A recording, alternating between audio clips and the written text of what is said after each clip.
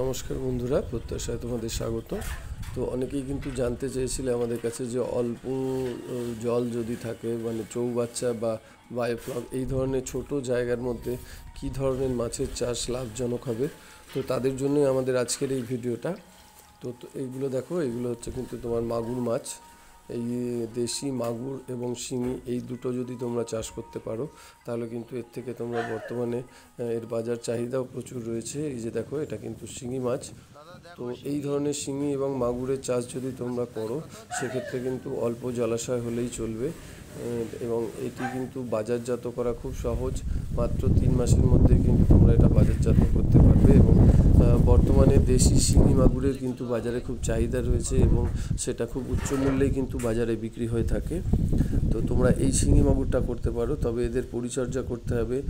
যদি বেশি পরিমাণে তোমরা বাচ্চা অল্প জায়গায় দিয়ে দাও সেক্ষেত্রে কিন্তু পর্যাপ্ত পরিমাণে অক্সিজেনের ব্যবস্থা করতে হবে তোমাদের জলের মধ্যে, এবং পর্যাপ্ত পরিমাণে খাবার দিতে হবে। তো এই শিঙি এবং মাগুর কিন্তু বর্তমানে খুব জনপ্রিয় একটা ফিশিংয়ের মধ্যে পড়ছে। তো তোমরা কিন্তু এগুলো করতে পারো। এরকমই ভিডিও পাওয়ার জন্য আমাদের সাথে থাকো এবং দেখতে থাকো আমাদের প্রত্যাশার পরবর্তী ভিডিও। এবং যদি ভালো লাগে তাহলে অবশ্যই লাইক এবং সাবস্ক্রাইব করবে। আর যদি তোমাদের কিছু জানার প্রশ্ন থাকে তাহলে অবশ্যই লিখে জানাতে পারো, আমরা যথাযথ তার উত্তর দেওয়ার চেষ্টা করব। তো এই শিঙি মাগুরটা কিন্তু তোমরা এই মুহূর্ত থেকে করতে পারো, যেটা কিন্তু খুব লাভজনক।